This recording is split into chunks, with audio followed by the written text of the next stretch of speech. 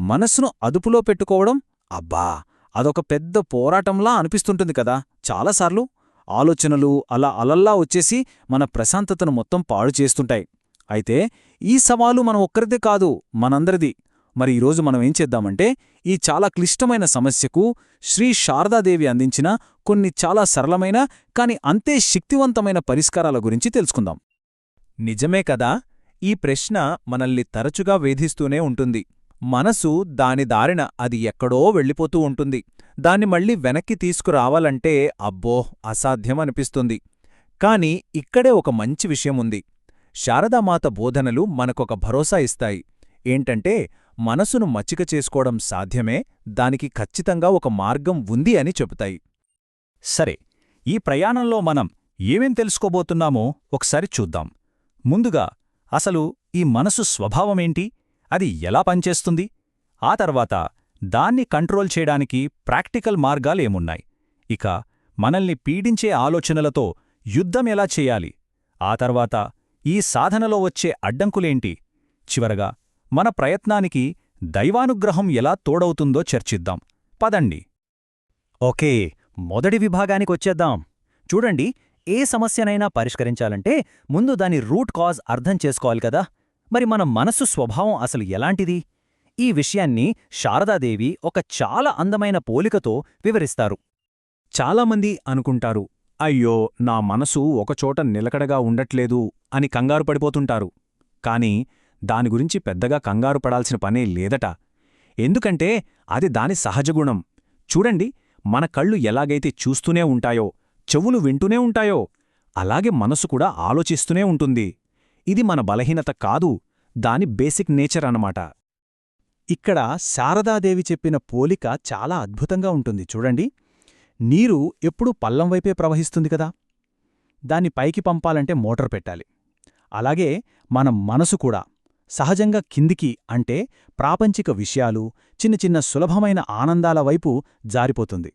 అయితే అదే నీరు సూర్యుడి వేడికి ఆవిరై ఆకాశానికి ఎలా వెళ్తుందో, అలాగే దైవానుగ్రహం అనే సూర్యుడి శక్తి మన మనసును పైకి, అంటే ఉన్నతమైన ఆలోచన వైపు నడిపిస్తుంది. ఎంత బాగుందో కదా ఈ పోలిక.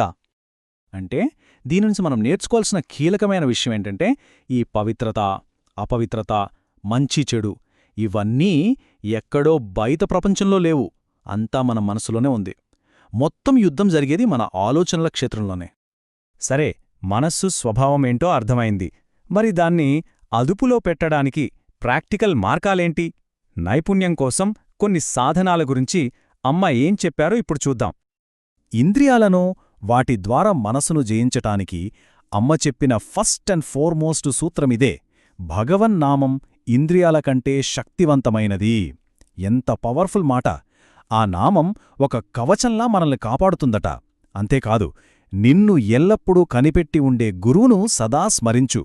గురువు మనల్నెప్పుడు చూస్తున్నారనే భావన ఉంటే మనం తప్పుదారి పట్టకుండా ఉంటాం కదా. అదే ఇక్కడ పాయింట్. చూడండి, మనస్సును అదుపు చేయటానికి అమ్మ 3 సింపుల్ స్టెప్స్ చెప్పారు. స్టెప్ 1, క్రమబద్ధమైన సాధన, అంటే రోజు డిసిప్లిన్ తప్పకూడదు. స్టెప్ 2, సత్సాంగత్యం, అంటే పాజిటివ్ వైబ్స్ ఉన్నవాళ్లతో ఉండాలి. ఇక స్టెప్ 3, నిష్కామ సేవ, అంటే ఎలాంటి ఫలితం ఆశించకుండా సేవ చేయాలి. ఇది మనందరికీ తెలిసిన విషయమే. An idle mind is a devil's workshop అని శారదాదేవి కూడా అదే చెప్తున్నారు. ఊరికే ఖాళీగా కూర్చుంటే అది చాలా ప్రమాదకరమట. ఎందుకంటే ఆ టైంలోనే మనసులోకి లేనిపోని చెత్త ఆలోచనలన్నీ వచ్చి మనల్ని బలహీనపరుస్తాయి.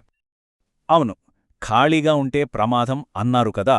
మరి దానికి సొల్యూషన్ ఏంటి అని అడిగితే అమ్మ ఏమంటున్నారంటే, పని చెయ్యని వాని మనస్సు ఎలా పవిత్రమవుతుంది? అందుకే నిష్కామ సేవ చెయ్యాలి. రోజంతా ధ్యానంలో కూర్చోవడం అందరికీ సాధ్యం కాదు కదా. అందుకే ఏదో ఒక పనిలో, ముఖ్యంగా నిస్వార్థ సేవలో మునిగిపోతే మనస్సు శుభ్రపడి దానికి ఒక కొత్త ఎనర్జీ, ఆనందం వస్తాయట. రైట్, సాధన మొదలుపెట్టామనుకుందాం. కానీ వెంటనే మన ముందుకొచ్చే పెద్ద భూతమేంటి? ఈ అనవసరమైన ఆలోచనలు. పదే పదే వచ్చే ఈ చెడు ఆలోచనల సంగతేంటి? వాటితో ఎలా డీల్ చెయ్యాలి? ఆ అంతర్గత ప్రపంచంలో ఎలా ప్రయాణించాలి? ఇది చాలా కామన్ క్వశ్చన్. ఒక భక్తురాలు అమ్మనడిగింది, అమ్మా, చెడు ఆలోచనలొస్తే ఏం చెయ్యాలి, అది పాపమా అని. ఇది నిజంగా ఆధ్యాత్మిక మార్గంలో ఉన్న ప్రతి ఒక్కరినీ వేధించే ప్రశ్న. మనసులోకి ఓ చెడు ఆలోచన రాంగానే గిల్ట్ ఫీల్ అయిపోతాం. అయ్యో ఎంత పాపం చేశానో అని కుంగిపోతాం. మరి ఈ భయానికి అమ్మ ఇచ్చిన సమాధానం మనందరికీ చాలా ధైర్యాన్నిస్తుంది. అమ్మేమన్నారంటే, భయపడకు, ఈ కలియుగంలో మానసిక పాపాలు పాపంగా లెక్కలోకి రావు, దాని గురించి అస్సలు ఆందోళన పడొద్దు. అబ్బా, ఎంత పెద్ద రిలీఫిచ్చే మాటిది. కేవలం మనస్సులో ఒక ఆలోచన వచ్చినంత మాత్రాన అది పాపం కాదని అమ్మే హామీ ఇస్తున్నారు. ఇది మన మీద మనకున్న అనవసరమైన గిల్ట్ని తీసేసి సాధనలో ధైర్యంగా ముందుకు వెళ్లడానికి హెల్ప్ చేస్తుంది. ఇక ఇతరులను విమర్శించటం గురించి అమ్మ చెప్పిన మాటలు చూడండి, చాలా లోతైనవి. ఒకరిలో తప్పు చూడాలంటే ముందు ఆ తప్పుని మన మనస్సులోకి మనం తెచ్చుకోవాలి. అంటే మన మైండ్ని మనమే పొల్యూట్ చేసుకుంటున్నామన్నమాట. అంతేకాదు, వేరొకరు లోపాలపై ఫోకస్ చేయడం వల్ల మనకొచ్చే లాభం ఏమీ ఉండదు. నిజానికి నష్టమే ఎక్కువ. వాళ్ళ మంచి చెడు క్వాలిటీస్ అన్నీ మనకు అంటుకుంటాయట. సరే, అన్నీ బానే ఉన్నాయి. కాని సాధన ఎప్పుడూ ఒకేలా స్మూత్గా సాగదు గదా. కొన్నిసార్లు ఎంత ప్రయత్నించినా ప్రోగ్రెస్ కనపడదు, అక్కడే ఆగిపోయినట్టనిపిస్తుంది. అలాంటప్పుడు ఎదురయ్యే ఆటంకాలేంటో చూద్దాం. ఒక భక్తుడు అమ్మ దగ్గర వాపోయాడు. అమ్మా, నేను చెడ్డ ఆలోచనలు ఆపడానికి ఎంత ప్రయత్నించినా నా వల్ల కావడంలేదు. ఇది నా పూర్వ కర్మ ఫలితమనుకుంటా అని. ఈ నిస్సహాయత మనలో చాలామందికి అనుభవమే. కొన్ని ఆలోచనలు మనల్ని అస్సలు వదలనప్పుడు ఇక నా కర్మ ఇంతే, నేను మారలేనేమో అనే ఫీలింగ్ వచ్చేస్తుంది. ఈ విషయంలో అమ్మ తన సొంత అనుభవాన్నే ఒక ఉదాహరణగా చెప్పారు చూడండి. ఆమె రోజూ తెల్లవారుజామున 3 గంటలకే లేచి ధ్యానం చేసేవారట. కాని ఒక్కరోజు అనారోగ్యం వల్ల ఆ ప్రాక్టీస్ మిస్ అయ్యింది. దాని ఫలితమేంటో తెలుసా? ఆ ఒక్కరోజు బ్రేక్ వల్ల మళ్లీ ఆ రొటీన్లోకి రావడానికి చాలా రోజులు పట్టిందట. మొత్తం దినచర్య దెబ్బతింది.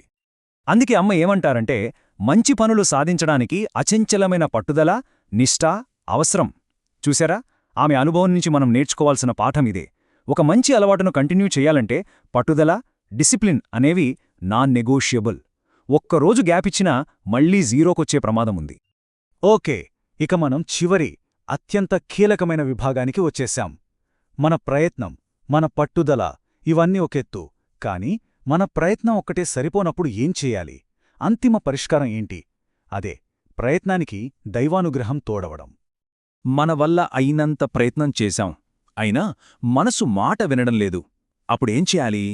దానితో ఇంకా కుస్తీ పట్టడం ఆపేసి సింపుల్గా సరెండర్ అయిపోవాలి. సరెండర్ గతి. మనసుని తీసుకెళ్లి భగవంతుని పాదాల దగ్గర పెట్టి, ఈ మనసు నీది, దీన్ని నువ్వే చూసుకో తండ్రి అని పూర్తిగా వదిలేయాలి. చివరగా అమ్మ మనందరికీ ఒక గొప్ప భరోసా ఇస్తున్నారు. ఏమంటున్నారంటే, మంచి అలవాట్లు చేసుకోడానికి ప్రయత్నించు, టైం పడుతుంది, కాని తప్పకుండా విజయం సాధిస్తావు.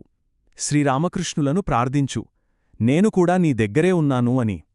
ఎంత ఓదార్పునిచ్చే మాటలు! మనం చేయాల్సింది ప్రయత్నం మాత్రమే. ఈ పోరాటంలో మనం ఒంటరి కాదు. శ్రీరామకృష్ణులు, అమ్మ ఇద్దరూ మనతోనే ఉన్నారు. సో ఈ మొత్తం చర్చను ఒక్క మాటలో చెప్పారంటే, మనోనిగ్రహం అనేది 2 శక్తుల కలయికతోనే సాధ్యం. అవే ఆ 2 శక్తులు: 1 మన వైపు నుండి ఉండాల్సిన గట్టి ప్రయత్నం, 2 మనల్ని పైకి లేపే ఆ దైవానుగ్రహం. కాని ఈ ప్రయాణం మన ముందు ఒక చాలా లోతైన ప్రశ్నను ఉంచుతుంది. మన ప్రయత్నం ఎక్కడ ముగుస్తుంది? అనుగ్రహం ఎక్కడ మొదలవుతుంది? మన సంకల్పానికి, ఆ దైవిక జోక్యానికి మధ్య ఉన్న ఆ గీత ఎక్కడుంది? దీని గురించి కాస్త ఆలోచించాల్సిన విషయమే కదా.